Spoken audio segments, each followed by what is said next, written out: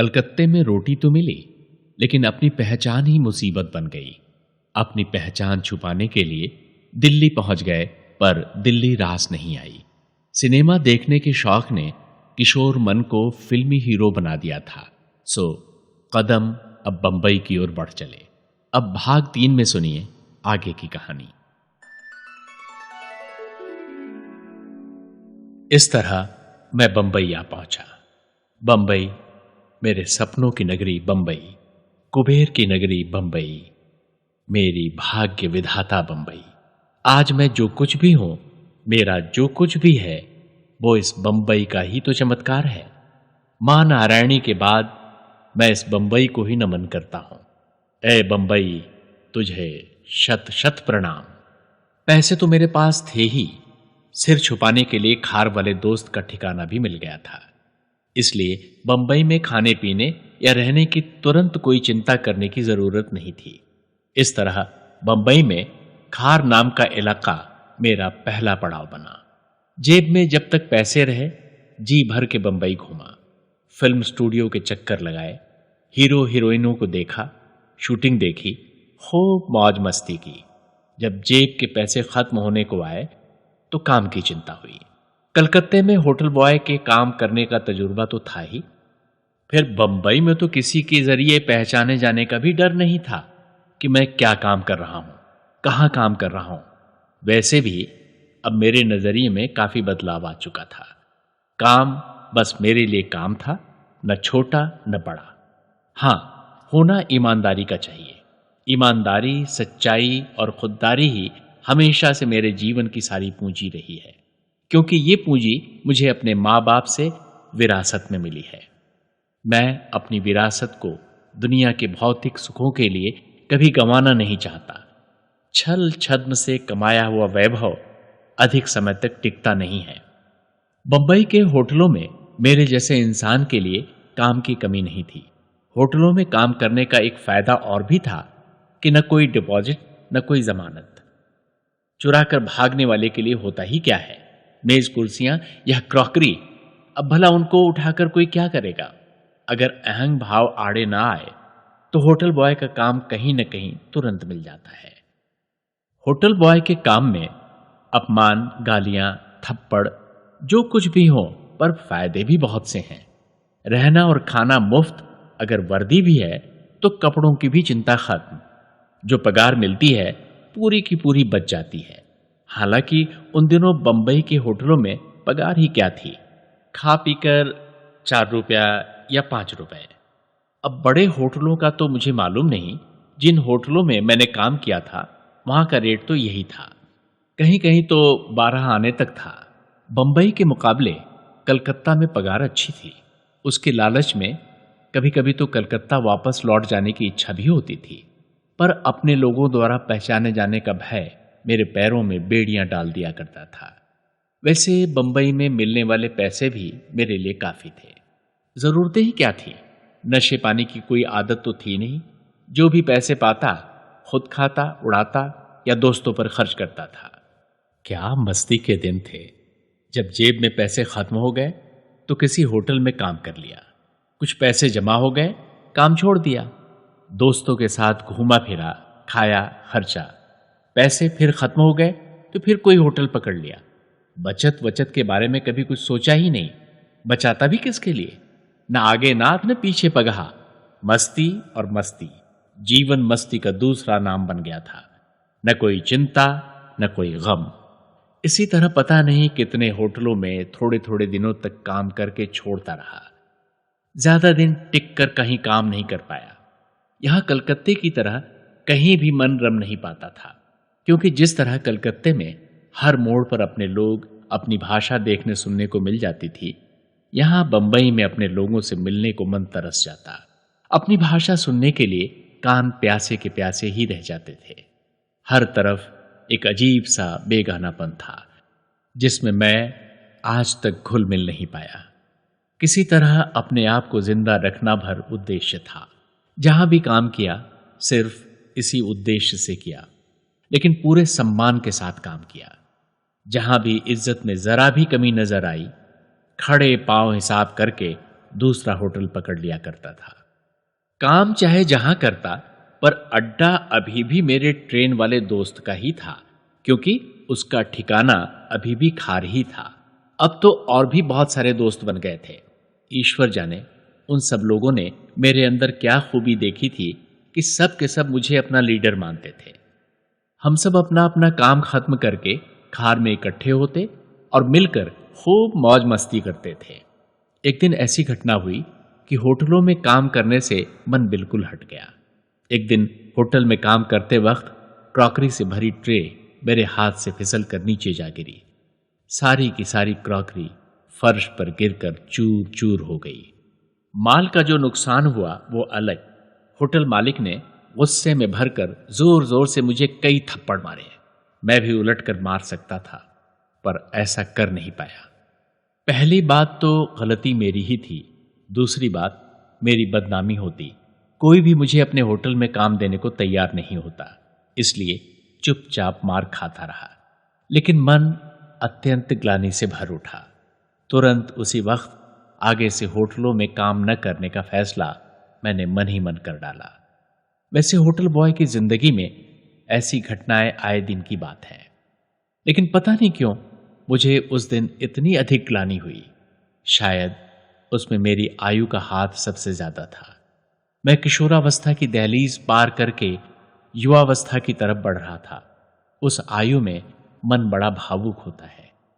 कोई छोटी से छोटी बात भी मन को कभी कभी इतनी चुभ जाती है कि व्यक्ति आत्महत्या तक के लिए उतारू हो जाता है। अब मैं स्कूल में तो ये मनोविज्ञान पढ़ नहीं पाया था कि आयु की उस नाजुक जटिलता को समझ पाता। जब जैसा महसूस होता था वैसा ही करता चला जाता था। खैर, होटलों में काम न करने की ठान ली सो ठान ली। होटलों में काम न करने के फैसले के पीछे एक दूसरा कारण भी था। वैसे तो सब कुछ ठीक ठाक ही चल रहा था, पर कभी कभी मन खूब खूब उदास हो उठता था। एक अनजाना एकाकीपन मेरे चारों ओर घिराता था। घर की याद भी अब बहुत सताया करती थी। इतने लंबे अरसे तक पहले कभी घर परिवार से दूर नहीं रहा था। होटल बॉय का काम जिंदा तो रख सकता था, लेकिन एक परिवार का अपनापन और प्रेम कैसे दे पाता। घर लौट जाना तो संभव ही नहीं था। क्या मुंह लेकर जाता। कुछ बनने, कुछ कर दिखाने के नाम पर होटल बॉय की नौकरी के अलावा बताने के लिए और था ही क्या। एक अजीब सी दिमागी उलझन ने मुझे घेर लिया था। उससे छुटकारा पाना बहुत जरूरी था, वरना आगे कुछ कर पाना असंभव जैसे लगने लगा था। मन ही मन विचार आया कि शायद किसी घर परिवार में काम करने से ये समस्या हल हो सकती है। मेरी यही कमी पूरी हो सकती थी। मेरे कई साथी घरों में काम करते थे, इसलिए घर में काम मिलने में कोई खास कठिनाई नहीं आई। छपरा प्रवास के समय खाना पकाना सीख ही चुका था। घर में काम करने में वो बहुत ही सहायक सिद्ध हुआ। जल्दी ही मुझे एक परिवार में काम मिल गया। बड़ा भला परिवार था। कहने को तो मैं नौकर ही था, पर सब लोगों का व्यवहार मेरे प्रति घर के एक सदस्य जैसा ही था। घर का हर सदस्य जो खाता वही मुझे भी खाने को दिया जाता था। किसी ही तरह का भेदभाव नहीं था। कभी भी बासी कुबासी खाने के लिए नहीं कहा गया। रहने सोने की व्यवस्था भी बहुत अच्छी थी। होटल की मेज कुर्सियों पर सोते सोते पीठ एकदम सख्त हो चुकी थी। गद्दे का गुदगुदापन तो लगभग भूल ही चुका था। इस घर में गादी पर सोने के बाद वापस मैंने अपने आप को इंसान महसूस करना शुरू किया। कपड़े मैं पहले ही बढ़िया पहना करता था। यहां रोज साबुन से नहाने से रूप रंग और भी निखर आया था। सारे यार दोस्त हीरो कहकर पुकारा करते थे। होटलों में बहुत से छोकरों के साथ काम करते करते कभी कभी मारामारी की नौबत भी आ जाती थी। इसलिए सेहत बढ़िया रखने के लिए रोज सुबह उठकर कसरत भी कर लिया करता था। उस वक्त उम्र कोई 18-19 वर्ष की रही होगी, पर उम्र से कुछ ज्यादा ही रिष्ट-पुष्ट दिखाई पड़ता था। उस परिवार में मेरी ही हम उम्र की एक लड़की भी थी। न जाने क्यों पहले ही दिन से उस लड़की के मन में मेरे प्रति कुछ खास लगाव पैदा हो गया था। इश्क विश्क की तो कोई जानकारी थी नहीं, लेकिन उसका साथ मुझे भी अच्छा लगता था। वो जब तक किसी बहाने या यूं ही मेरे आसपास मंडराया करती थी। उसका ये आकर्षण भला मेरी नजरों से छुपा कैसे रह सकता था? पर मेरे मन में उसके प्रति कोई कलुष नहीं था। मेरा मन साफ था। इसमें विचित्र या बुरा लगने लायक कुछ था भी नहीं। उस उम्र में लड़कों का लड़कियों के प्रति और लड़कियों का लड़कों के प्रति जो एक सहज आकर्षण होता है, शायद उतना भर ही रहा होगा। वहां काम करते हुए मुझे बहुत अच्छा लगता था। मेरे मन का सारा अवसाद, सारी की सारी उदासी न जाने कहां कफूर हो गई थी। उस बीच घर की याद एक बार भी नहीं सताई। मन हमेशा एक अपूर्व उत्साह से भरा रहता था। फिर अचानक एक दिन पता चला कि उस लड़की की शादी तय हो गई है।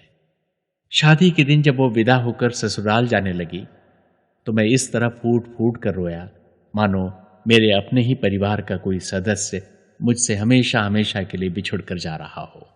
उसके बाद एक दिन ऐसी घटना हुई जिसकी कल्पना मैं स्वप्न में भी नहीं कर सकता था। मुझ पर 100 रुपए की चोरी का झूठा इल्जाम लगाकर मुझे पुलिस के हवाले कर दिया गया। मेरे पैरों के नीचे से जमीन निकल गई। बुरे से बुरा वक्त देखने पर भी मैंने पिताजी की जेब से 300 रुपए निकालने के अलावा कभी भी चोरी नहीं की। पुलिस चौकी पर पुलिस वालों से जो किस्सा पता चला वो यूं था। उस दिन मालकिन ने मालिक के घर से बाहर जाते वक्त उसकी जेब में से 100 रुपए का नोट रखते हुए कुछ सामान लाने को कहा था, लेकिन मालिक जब घर लौटा तो वो सामान नहीं लाया। मालकिन के पूछने पर उल्टे उसने ये कहा कि उसकी जेब में रुपए थे ही नहीं, लेकिन मालकिन अपनी बात पर अड़ी रही कि उसने रुपए रखे थे। इस पर मालिक ने कहा तो किसी ने निकाल लिए होंगे, घर में बाहरी आदमी सिर्फ मैं ही था, इसलिए इल्जाम मेरे ही ऊपर गया कि मैंने ही निकाले होंगे। पुलिस की कड़ी पूछताछ के बावजूद मैं सच्ची बात पर अड़ा रहा कि न ही मैंने रुपए निकाले हैं और न ही मुझे उनके बारे में कुछ मालूम है। आखिर जीत सच्चाई की ही हुई। पुलिस वालों को मेरी बात पर यकीन आ गया और उन्होंने मुझे सही सलामत छोड़ दिया। उस घर में काम करने का तो अब सवाल ही पैदा नहीं होता था। घरों में काम करने का अनुभव बहुत ही बुरा सिद्ध हुआ। इस घटना से मेरा मनोबल काफी कम हो गया था, लेकिन अपनी लड़ाई हार कर घर लौट जाने का विचार मेरे मन में एक बार भी नहीं आया था। उल्टे सच्चाई पर मेरा विश्वास पहले से भी ज्यादा दृढ़ हो गया था। सच्चाई है तो स्वाभिमान है। इंसान स्वाभिमानी होगा तभी सच्चा होगा। ये सब बातें तो अपनी जगह ठीक थी, पर एक सच्चाई ये भी थी कि इस घटना के बाद काफी अरसे तक मेरी मनः स्थिति बहुत ही खराब रही। लोगों से मुंह छुपाए, लोगों से तो क्या, खुद अपने आप से मुंह छुपाए कहीं वीराने में घंटों अकेला बैठा रहता था। खाने पीने तक की परवाह नहीं रहती थी। किसी भी बात में मन नहीं लगता था। कोई काम करने की इच्छा नहीं होती थी। मेरे यार दोस्तों को मेरी काफी चिंता होने लगी थी। वो मुझे समझाने की कोशिश करते थे, जिंदगी है तो ये सब तो चलेगा ही। जब चोरी तुमने की ही नहीं तो अपनी आत्मा पर बोझ लाने की क्या जरूरत है। उन लोगों के हर वक्त समझाने और उत्साह दिलाने से मेरा खोया हुआ मनोबल धीरे धीरे फिर से वापस लौटने लगा। इसी बीच मेरे किसी मित्र ने कहा, अगर मेरी काम करने की इच्छा हो तो वो बांद्रा पाली हिल में महारानी उदयपुर के पास काम दिलवा सकता है। मैं बंबई के होटलों और घर परिवार में काम करते करते ऊब गया था। मैंने मन ही मन सोचा, राज परिवार है, कम से कम वहां राजा महाराजा के संपर्क में रहने से शायद भाग्योदय हो जाए, कुछ सीखने को मिले। मुझे महारानी उदयपुर के यहां काम मिल गया। मैंने अपने अब तक के जीवन में कभी किसी महाराजा या महारानी के दर्शन तक नहीं किए थे। उनके पास काम करना तो बहुत दूर की बात थी। कहा जाता है राजा धरती पर ईश्वर का प्रतिनिधि होता है। महारानी को देखकर यह कहावत सच ही मालूम हुई। उनके चेहरे पर तेज था, गरिमा थी, हाव भाव शालीन, गुरु गंभीर वाणी, सब मिलाकर साक्षात देवी। रियासतें तो खत्म हो चुकी थी। वैसे भी महारानी जी उदयपुर से दूर बंबई में निवास कर रही थी। वे एक माँ की तरह वात्सल्य भाव से हम लोगों का पालन पोषण करती थी, जैसे राजा अपनी प्रजा की करते हैं। संयोग कुछ ऐसा हुआ कि मुझे अधिक समय तक उनकी ममतामयी छांव का आश्रय प्राप्त नहीं हो पाया। शीघ्र ही मैहर हाउस जबलपुर से एक सेवक की मांग आई और महारानी ने मुझे भेज दिया। इस प्रकार भाग्य मुझे बंबई से खींचकर मैहर हाउस जबलपुर ले आया। यहां आकर मेरी आंखें खुली की खुली रह गईं। रियासतें चाहे भले ही खत्म हो गई हों, उनका प्राचीन वैभव वैसा का वैसा विद्यमान था। अपनी रियासत में अभी भी उनका क्या दबदबा था। जिसने भी महाराज के सामने झुककर प्रणाम नहीं किया, उसे उसी वक्त कोड़े लगाए जाते थे। न कोई कोर्ट कचहरी, न कोई कानून। महाराज की आज्ञा ही वहां कानून था। किसी की मजाल नहीं थी कि उनके हुक्म के आगे सर उठा सके। महाराज के पास अभी भी इतने हथियारबंद कारिंदे थे कि उन्हें एक छोटी मोटी सेना ही कहना उचित होगा। रियासत खत्म हो जाने के बावजूद क्या नहीं था महाराज के पास। विपुल संपत्ति, शान और शौकत, रौब-दाब और विशाल भव्य महल। उस महल की सुंदरता और सजावट देखकर मेरा मन कह उठा था कि काश कभी ईश्वर ने धन दिया तो इसी तरह का भव्य घर बनाऊंगा। सच्चे मायने में राजाओं महाराजाओं के साथ काम करने का समय मेरे जीवन में विश्वविद्यालयों में शिक्षा प्राप्त करने जैसा स्थान रखता है। मेरे सारे सुसंस्कार, मेरी रुचि का परिष्कार, मेरी कल्पना का विस्तार, सब का सब राजाओं महाराजाओं के साहचर्य का ही परिणाम है। मैं अपनी तुलना किसी विद्वान से तो करने से रहा, लेकिन छपरा से शुरू हुई शिक्षा की वो यात्रा आज भी आबाद गति से जारी है और मैं आज भी विद्यार्थी हूं। सीखने के बहुत से प्रकार हैं, जिनमें कर करके सीखना और गलतियां करके सीखना भी है, जिन्हें लर्निंग बाय डूइंग और learning by trial and error method कहते हैं। अपनी औपचारिक शिक्षा के अभाव में मैंने अपने जीवन में यही दो सिद्धांत अपनाए हैं। महल के बाकी कर्मचारियों के बारे में तो मैं कह नहीं सकता, लेकिन अपने बारे में जरूर कह सकता हूं कि वहां बड़ा सुखी जीवन था। पहनने के लिए रानी की तरफ से एक बढ़िया पोशाकें, सोने के लिए बढ़िया पलंग पर सनील और मखमल के गद्दे और काम के नाम पर सिर्फ रानी जी की भोजन की व्यवस्था। वैसे भी महल में रसोइये कोई कम थे क्या, मगर मेरी इज्जत ही कुछ और थी।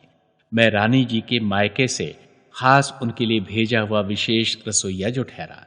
खाने के बारे में तो कहना ही क्या, 56 प्रकार के भोज का अभी तक सिर्फ नाम ही सुना था। यहां प्रत्यक्ष देखने को मिलता था। कितने प्रकार के पदार्थ रोज बनाए जाते थे कि उनकी गिनती तक कर पाना कठिन था। सारी की सारी वस्तुएं महाराज के सामने सजा दी जाती। उन्हें जो चीज पसंद आती कौर तो कौर चख लिया करते थे। बाकी का सारा भोजन तो महल के नौकर चाकर और कारिंदे ही खाया करते थे। महारानी जी की रसोई अलग ही हुआ करती थी। मुझे तो आश्चर्य होता था कि इतनी अल्प मात्रा में भोजन करके भी महाराज इतने शक्तिशाली और स्फूर्तिवान कैसे हैं। राजाओं महाराजाओं की महिमा ही निराली थी। वहां मुझे महारानी जी की भोजन की व्यवस्था के अलावा और कोई काम तो था नहीं, और सिर्फ एक व्यक्ति के भोजन की व्यवस्था में समय ही कितना लगता। मेरा बाकी सारा समय सैर सपाटे मौज मस्ती में ही व्यतीत होता था। महाराज का स्वयं का सिनेमा हॉल था। फिल्मों का तो मैं पहले से ही बहुत शौकीन था। जब भी खाली होता फौरन फिल्म देखने के लिए सिनेमा हॉल पहुंच जाता था। महल के किसी कर्मचारी के कहीं आने जाने की प्रक्रिया भी बड़ी रोचक थी। जब भी किसी कर्मचारी को कहीं जाना होता, वो हाथ में एक हंटर लेता और महल से बाहर आ जाता। महाराज का नाम लेकर कोड़ा फटकारते हुए किसी भी रिक्शे वाले को बुलाता और रिक्शे पर बैठ जाता। रिक्शे वाला बेचारा चुपचाप उसे उस स्थान पर छोड़ आता जहां उसे जाना होता था। उसके जो मन में आता भाड़ा दे देता, चाहे रिक्शे वाला संतुष्ट हो या न हो। रिक्शे वाले की क्या मजाल कि वो महाराज के किसी कर्मचारी से चूं चपड़ करता। अगर कभी किसी रिक्शे वाले ने ऐसी हिमाकत की तो हाथ का चाबुक तुरंत उसकी पीठ पर बरस जाता था, जिसकी कहीं कोई फरियाद नहीं थी। एक दिन मैं भी इसी तरह हाथ में कोड़ा लिए रिक्शे पर बैठा सिनेमा देखने जा रहा था। शो का वक्त हो चुका था और मैं बहुत जल्दी में था कि पिक्चर शुरू ना हो जाए। मैं बार बार रिक्शे वाले को रिक्शा तेज दौड़ाने के लिए कह रहा था। पता नहीं क्यों उस दिन रास्ते में काफी भीड़ थी। रिक्शे वाला चाहकर भी रिक्शा तेज नहीं दौड़ा पा रहा था। मेरा गुस्सा बढ़ता ही जा रहा था। अचानक मैंने आव देखा न ताव एक कोड़ा कसकर रिक्शे वाले को जमा दिया। रिक्शे वाला हट्टा कट्टा नौजवान था, किसी भी तरह मुझसे 19 नहीं पड़ता। चुपचाप कोड़ा खाने के बाद मुझसे कहने लगा, बाबू ये तुम नहीं, मेरी तकदीर मुझे कोड़ा मार रही है। तकदीर ने ही तुम्हें महाराज का मुलाजिम बनाया और मुझे रिक्शा खींचने वाला। सोचो, अगर आज तुम्हारी जगह मैं रिक्शे पर बैठा होता और तुम रिक्शा खींच रहे होते। मैं पढ़ा लिखा हूं, आज नहीं तो कल मैं भी तुम्हारी तरह रिक्शे पर बैठूंगा, पर महाराज के नाम पर बेकसूर लोगों को कभी नहीं सताऊंगा। उसकी बातें सुनकर मुझे एक धक्का सा लगा। मैं मन ही मन सोचने लगा, सचमुच मुझे किस बात का इतना अभिमान? सत्ता महाराज की, रौब दाब महाराज का, मुझे उसका नाजायज फायदा उठाने का क्या हक? इस उधार के बड़प्पन में मेरा तो कुछ भी नहीं, फिर मेरे हाथों ये अन्याय क्यों? रिक्शे वाली की बातों से सचमुच मेरी आंखें खुल चुकी थी। मुझे लगा मैं सपनों की काल्पनिक दुनिया में जी रहा था। मैंने बहुत सारे भ्रम अपने मन में पाल रखे थे। मैं रिक्शे से नीचे उतर गया, जेब से कुछ पैसे निकाले और रिक्शे वाले के मना करने के बावजूद उसे थमाते हुए बोला, तुम ठीक कहते हो, जाओ इन पैसों से कुछ खा पी लेना। हाथ का हंटर उछाल कर मैंने दूर एक तरफ फेंक दिया और सिनेमा जाने की जगह पैदल ही महल की तरफ वापस लौट पड़ा। रास्ते भर यही विचार आता रहा, कुमार बिहारी तुम किस मृग मरीचिका में उलझ गए हो?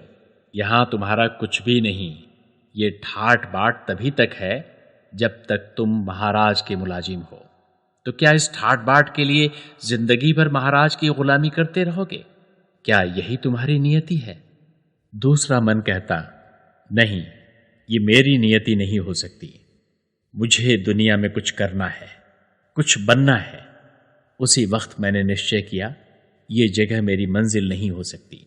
मुझे इस जगह को फौरन छोड़ देना चाहिए। उसी शाम मैंने विनम्रतापूर्वक रानी जी से बंबई वापस लौटने की आज्ञा मांगी। रानी जी तो बहुत चाहती थी कि मैं उन्हीं के साथ रहूं। अगर कोई कष्ट हो तो उन्हें बताऊं।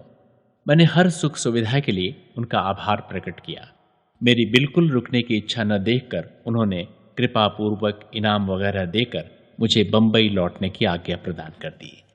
एक बार फिर बंबई ने मुझे अपने आकर्षण में जकड़कर वापस अपनी बाहों में समेट लिया।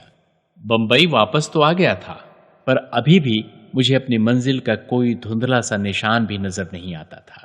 मुझे खुद अपने आप का पता नहीं था। आखिर जीवन में मुझे क्या चाहिए? मुझे क्या करना है? क्या बनना है? मेरी मंजिल क्या है? हर वक्त यही बातें मेरे जहन में उमड़ती घुमड़ती रहती थीं। इन बातों से भी अहम बात थी पेट की। उसे तो वक्त पर रोटी चाहिए ही, और रोटी के लिए कहीं न कहीं तो काम करना ही था। एक दिन एक परिचित ने इत्तेफाक से कश्मीर के महाराजा हरि सिंह जी की नेपेंसी रोड का पता बताते हुए कहा कि उन्हें मेरे जैसे किसी मुलाजिम की जरूरत है। मैं नेपेंसी रोड पर महाराज के दर्शन करने पहुंचा। उनके सामने मेरा महारानी उदयपुर और महाराज मैहर के पास काम करने का अनुभव बहुत काम आया। मुझे तुरंत महाराज के पास रसोइये का काम मिल गया। मैंने देखा कि सभी राजा महाराजा लगभग एक ही जैसे स्वभाव के होते हैं, उदार, गौरवशाली, अपनी प्रजा का हर प्रकार से ध्यान रखने वाले। इस तरह मैं महाराजा हरि सिंह की प्रजा में शामिल हो गया। महाराज हरि सिंह को शिकार का बहुत शौक था। वो अपनी शिकार पार्टी के लाभ लश्कर के साथ हमेशा मुझे भी शिकार पर ले जाया करते थे। जब कभी कोई शिकार होता तो वहीं जंगल में अपने पड़ाव पर वो उसे पकाया करते और उसके स्वाद का आनंद लेते। एक बार महाराज हरि सिंह के साथ रीवा नरेश भी शिकार के लिए गए हुए थे। एक बड़े से सांभर का शिकार हुआ। मुझे हमेशा की तरह वहीं सांभर पकाने के लिए कहा गया। अपना सब साजो सामान तो मैं साथ रखता ही था, सो मैंने बड़े चाव से सांभर बनाया। जैसी कि कहावत है, राग रसोई पागड़ी कबहू कहूँ बन जाए। उस दिन ईश्वर की कुछ ऐसी कृपा हुई कि सांभर इतना स्वादिष्ट बना कि महाराज ने खुश होकर मुझे 100 रुपये इनाम दिए, और रीवा नरेश तो इतने खुश हुए कि उन्होंने महाराज हरि सिंह जी से मुझे मांग लिया। महाराज भला अपने मित्र को कैसे इनकार कर सकते थे। उन्होंने सहर्ष मुझे रीवा नरेश को सौंप दिया। काम मेरा वही रहा, सिर्फ मालिक बदल गए थे। अब मैं महाराज हरि सिंह की शिकार पार्टी की जगह रीवा नरेश की शिकार पार्टी के साथ रीवा के जंगलों में भटकने लगा। वही मचान, वही हाका, वही राइफल बंदूकें, वही गोलियां, वही खेमे और वही निरीह जानवर। शेर मारा जाता तो महाराज बंदूक थामे उसके ऊपर पैर रखकर फोटो उतरवाते थे, और सांभर या हिरन मारा जाता तो उसे पकवा कर दावत उड़ाते थे। एक दिन महाराज ने एक सांभर मारा। मुझे उस सांभर को पकाने का हुक्म मिला। जैसे ही मैंने उसकी साफ सफाई करने के लिए उसका पेट चीरा तो उसके पेट में बच्चा निकला। माँ के साथ मेरी ही बच्चा भी दम तोड़ चुका था। मेरा मन ये देखकर खिन्न हो उठा। मेरे मन में फिर तमाम सारे सवाल सिर उठाने लगे। इन निरीह प्राणियों की हत्या से तुम्हारा क्या संबंध कुमार बिहारी? तुम जीवन में शिकारी तो नहीं बनना चाहते, तुम्हें इससे क्या प्राप्त होगा? इन राजा महाराजाओं को तो कुछ प्राप्त करना है ही नहीं। ईश्वर की ओर से इन्हें सब कुछ पहले से प्राप्त है। शिकार तो उनका शौक है, उनके अहं की संतुष्टि। वह तो जो कुछ उन्हें प्राप्त है उसका भोग कर रहे हैं। तुम्हें तो अभी सभी कुछ प्राप्त करना है। प्राप्त करने के नाम पर सिर्फ एक महाराज के रसोइये की नौकरी भर तो तुम्हारा लक्ष्य नहीं हो सकती। नहीं, तुम्हारा लक्ष्य ये कभी नहीं हो सकता। तुम्हारा लक्ष्य तो कुछ और ही है, ऊंचा, बहुत ऊंचा। इन्हीं सवालों से मजबूर होकर एक दिन मैं रीवा नरेश की नौकरी छोड़कर वापस बंबई के लिए रवाना हो गया। बंबई वापस लौटा तो पता चला कि महाराज हरि सिंह जी का देहावसान हो चुका था। अपने स्वर्गवास के समय महाराज हरि सिंह जी ने अपने पास काम करने वाले प्रत्येक सेवक को अच्छी रकम प्रदान की थी। उस वक्त तो सचमुच मुझे उस रकम के निकल जाने का बहुत अफसोस हुआ। मैंने सोचा, काश महाराज मुझे रीवा नरेश के साथ न भेजते तो मुझे भी काफी रुपए मिल गए होते। लेकिन अब सोचता हूं तो महसूस होता है कि शायद मां नारायणी ने किसी के दान द्वारा मेरा उत्थान मेरे भाग्य में लिखा ही नहीं था। मां नारायणी चाहती थी कि अपने भाग्य का विधाता मैं स्वयं बनूं।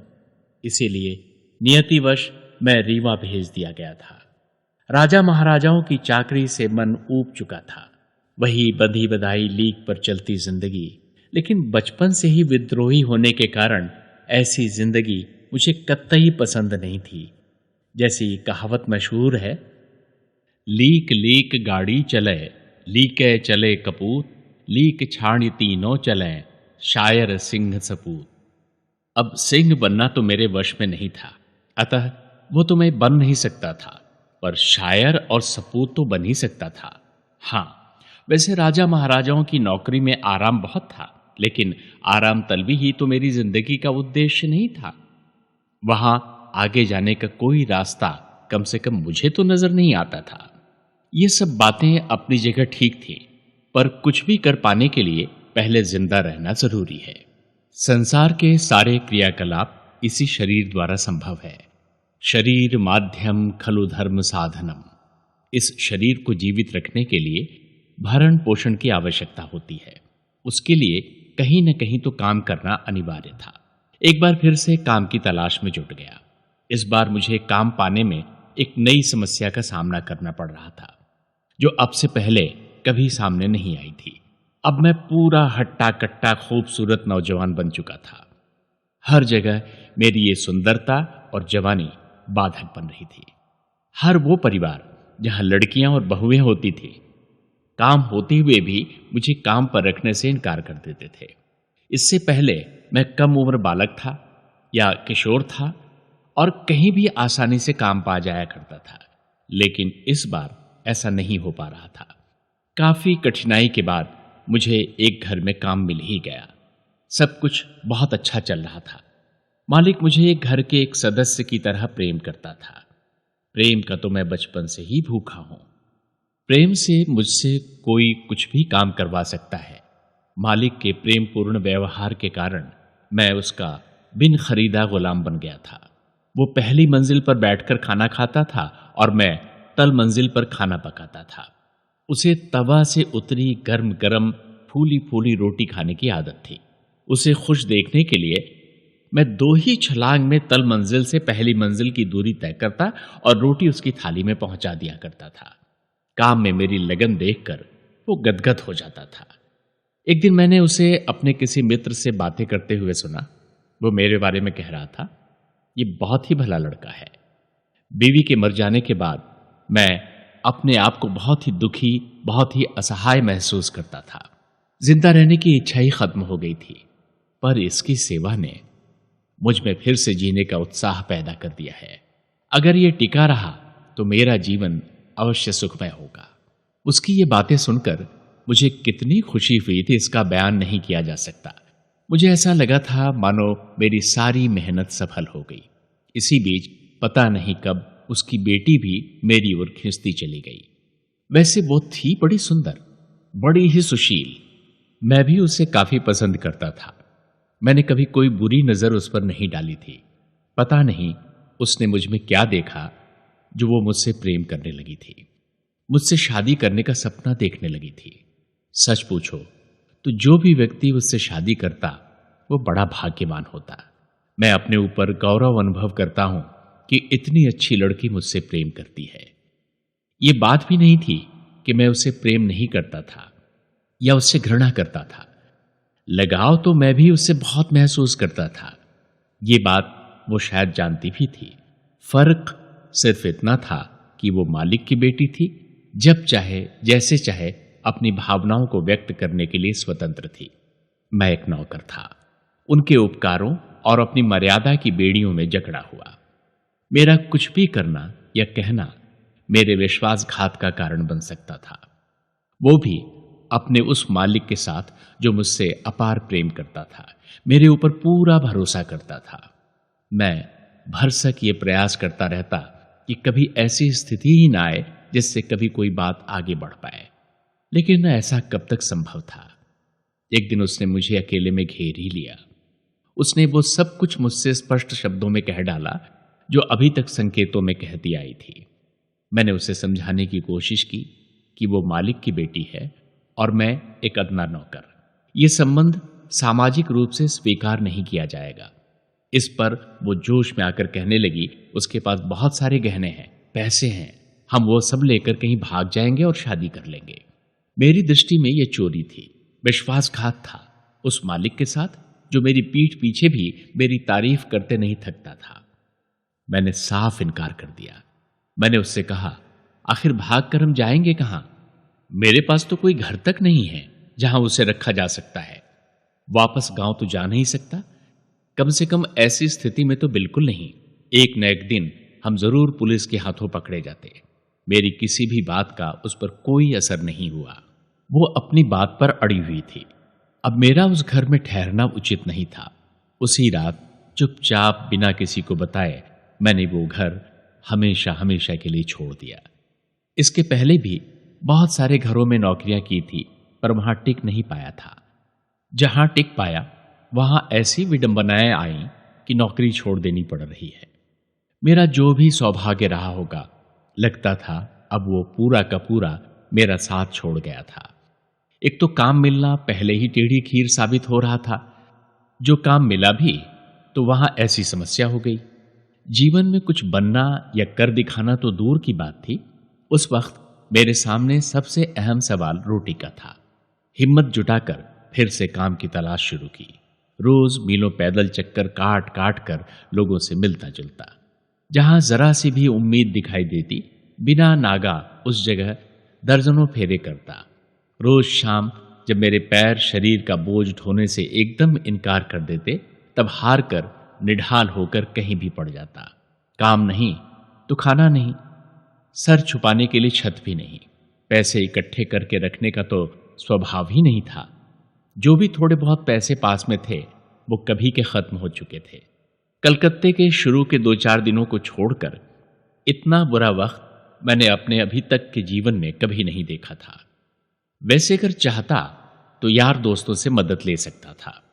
सब के सब बेचारे इतने अच्छे थे कि अगर मैं जरा से भी इशारा करता तो किसी के पास भी महीनों बिना काम के लिए खाना खा सकता था, रह सकता था।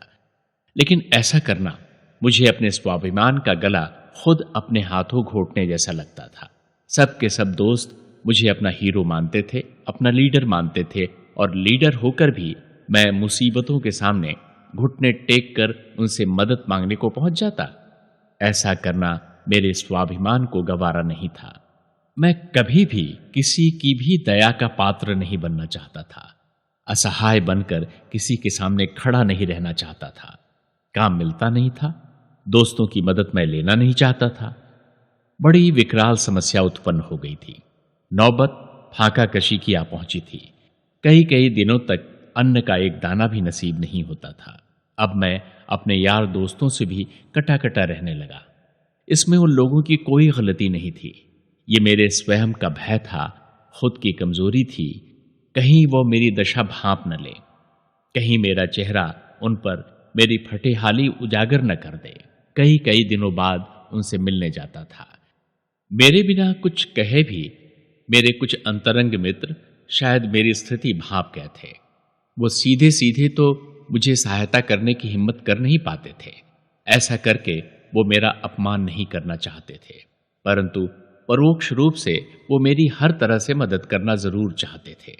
जब तब वो मेरे लिए अपने अपने काम की जगह से खाना ले आया करते थे और कहा करते थे, यार आज हमारे यहाँ ये चीज खास बनी थी, सोचा तुम्हारे लिए भी लेते चलें।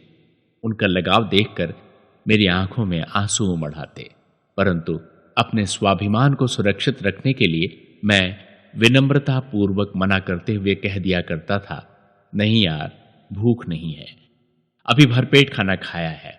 और सच तो ये होता था कि 2-4 दिनों से अन्न का एक दाना भी पेट में नहीं गया होता था। जब किसी दिन भूख बर्दाश्त से बाहर हो जाती तब खा लिया करता था, क्योंकि मेरे कतई ना खाने से भी वो मुझ पर शक करने लगते। मुझे कुछ समझ में नहीं आ रहा था कि मैं क्या करूं। अभी तक मुझे अपने ऊपर गर्व था कि मैं जीवन में जो चाहे वो कर सकता हूं, पर अब मेरा वो गर्व, वो विश्वास चूर चूर हो रहा था। ऐसा महसूस होने लगा था मैं कुछ भी नहीं कर सकता। जो करता है ईश्वर करता है, प्रारब्ध करता है। इसी तरह भटकते भटकते एक दिन एक बाबा जी से भेंट हो गई। मेरे पास उन्हें देने के लिए तो कुछ था ही नहीं, मैं तो खुद ही फटेहाल था। पर मुझसे उनकी जो भी सेवा हो सकती थी उसे करने में मैंने जरा भी कोताही नहीं की।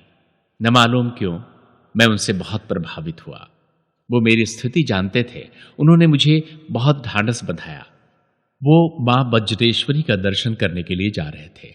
उन्होंने मुझे भी अपने साथ चलने को कहा। मुझे कोई काम था तो नहीं, सो मैं भी उनके साथ हो लिया। उन्होंने वज्रेश्वरी में 4-5 दिनों के निवास की योजना बना रखी थी। मैंने 4-5 दिनों तक उनकी खूब सेवा की। बाबा दक्षिण भारतीय थे और ज्योतिष का बहुत अच्छा ज्ञान रखते थे। एक दिन अचानक बोले, अब तुम जाओ और जाकर काम ढूंढो, काम से ही सब कुछ होगा। उन्होंने अपने बारे में बताया कि अब वो और कहीं नहीं जाएंगे, यहीं स्थायी रूप से निवास करेंगे। मैंने उनकी आज्ञा मानकर उनसे विदा ली और वापस बंबई लौट आया। अब अगले अंक में